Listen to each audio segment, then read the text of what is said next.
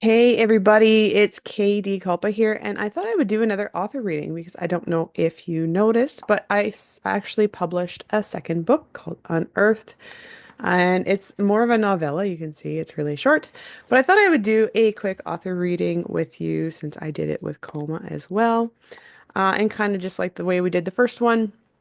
So, Unearthed is a book about an archaeologist who goes underwater to kind of search for potential proof of Atlantis. So, when you open up the book, you'll meet Charlie. Charlie is a Canadian archaeologist from Alberta, and she has fallen out with the community because of a divorce and some, bad things that happened. And so she's mad at the archaeological community. And so she's decided to join this illegal team in Santorini over in Greece to go looking for proof of Atlantis. So she um, goes on this adventure. Unfortunately for her and the team, things don't go particularly well for them because they accidentally awaken something that has been hibernating. So that is kind of the premise for the book. The idea behind the book, where I got it from, honestly, this was a fun experience because I think this came about because of Coma. So if you don't know, Coma is my first novel. It is a supernatural horror novel. This one is a little bit more sci-fi horror because I've always loved sci-fi. I think it's because I'm a scientist, in my training and my background. So it was really fun to do more of a sci-fi horror. And the idea kind of came about because I've always loved the show Doctor Who, specifically the episode with the weeping angels. I love the idea of stone statues coming to life. And I've always wanted to do something kind of around that. So that's kind of where the idea started. And then of course, at the time I was watching a lot of, the classics, Aliens, Predator, all of those kinds of things. So I love the idea of creatures and these, evil things that people run into or accidentally get into its path and something happens. So that's kind of where the idea sprouted from. And I'm very grateful for getting the opportunity to write this book. And I'm actually working on the next one because they approached me and asked me if I wanted to collaborate on a novella project. So that was a really cool experience, and I'm really excited about it and hoping to get out the second book in the series, hopefully soon. We'll see how it goes. But yeah, so I thought I would just do kind of two quick sections to read to you, and then yeah, you can check it out for yourself if you're interested. So this first one, first section I'm going to read to you today is about, they're down in a cave. So, that's kind of part of, they spend a lot of time underground, which you might be able to tell by the picture. They have to go underwater to get underground, and they spend a lot of time underground. So this is while they're in the cave, and they just came across a cave opening. So they're underground, and they came across this kind of opening in one of the rock walls. As they neared the carved opening in the wall Ethan had found, Charlie stopped short. Wait. Symbols were carved into the stone around the arched opening. She stepped closer, pulling her flashlight from her pack to brighten the area. Ethan stepped beside her, surprise written across his face. I didn't even notice these. What are they? They look like Minoan letter A writing carved into the stone here. She pulled a cotton glove from her pack, slipping it onto her right hand while holding her flashlight in the left. Gently, she touched one of the symbols, tracing its etching into the smooth stone. What does it say? I can't be 100% certain. The language hasn't been fully deciphered, as we haven't found many of it in existence. This symbol here, she pointed, her cotton finger hovering a few centimeters away. This is thought to be a helmet or relating to armor. This one over here could be the number 4. Her gaze and flashlight glare followed the carvings along the side of the door. Ethan stayed close behind. Some of these I've never seen before. They've never been discovered. Her gaze paused on a few symbols that looked like weapons and skulls. But my gut tells me some of this is a warning. The carvings ended in a row of 4 figures. she'd never seen depicted in the ancient writing before. Without thinking, she traced one with her gloved finger. A warning against what? I have no idea. A sense of dread spread through her like thick black ink through water, starting at her finger that touched the carving.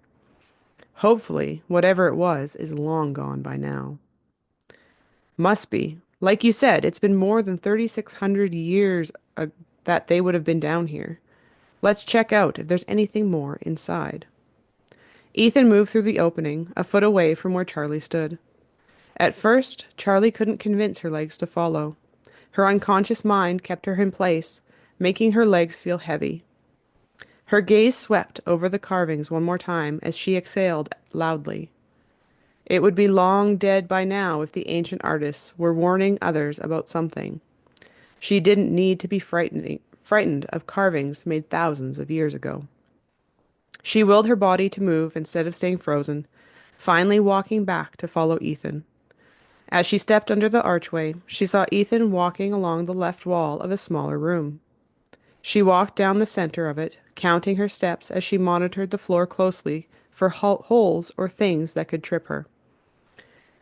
There is some sort of table or something over here, Ethan said, making Charlie turn to watch him as she continued stepping carefully forward to the center. Nothing on it, but the fact that there's a table means somebody obviously used this space for something. Charlie tried to pause in counting her steps to respond. I'll come take a look shortly. I'm just trying to get an idea of the room's length.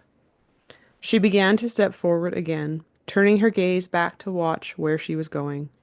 A shiny metal face with white, milky eyes stared back at her.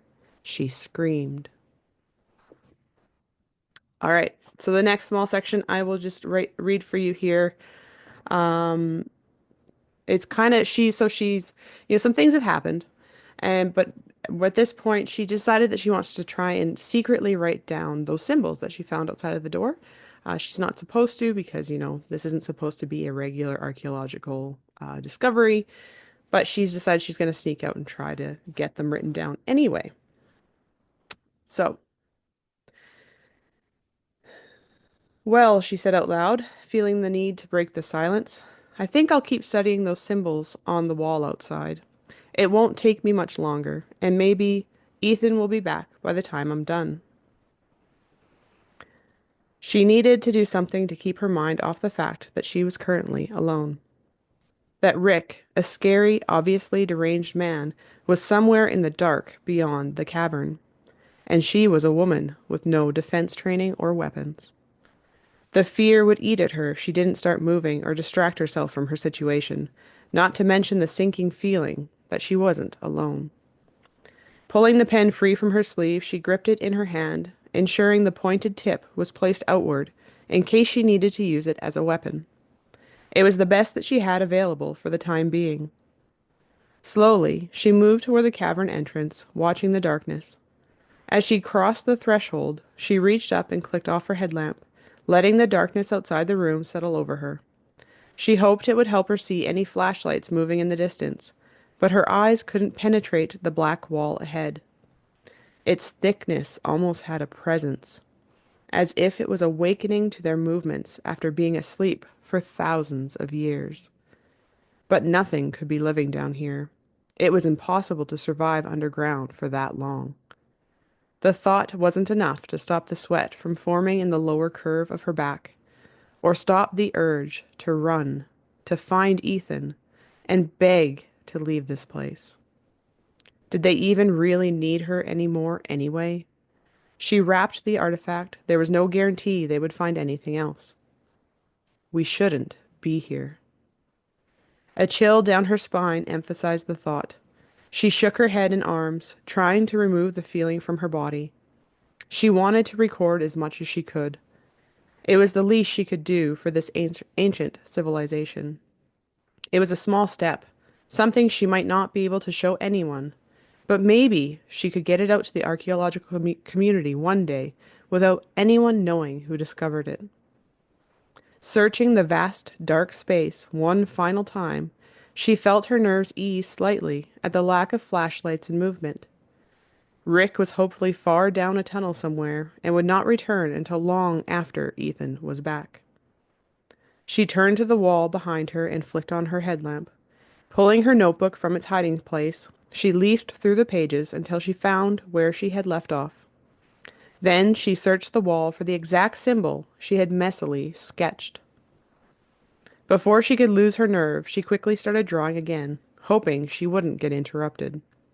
At the fourth symbol, with only two more left, her concentration was wholly on getting the final symbols down.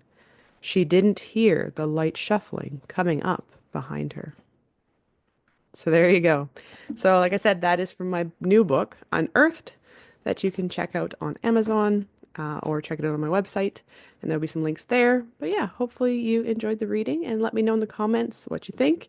If you didn't know, I also have a newsletter that I send out on a regular basis, which includes, information about upcoming books, what I'm working on, what I'm reading, as well as information about my paranormal radio show and podcast that I do on a weekly basis. We're currently on a pause between season one and season two, but more information will be coming about season two soon. And I also have a Patreon. So the KDK Ghoul Guild is my Patreon, which is a monthly membership. And each week I have a members only article or some sort of, freebie that I give to my audience. As well as every week I join them on a community chat and we hang out and chat and do stuff together like that. Plus, they're usually the first to know about, these things coming out. So they tend to be the first to know about it. So yeah, so if you want to learn more, I'll make sure to put the links down below, or you can go check out my website. Thank you for listening.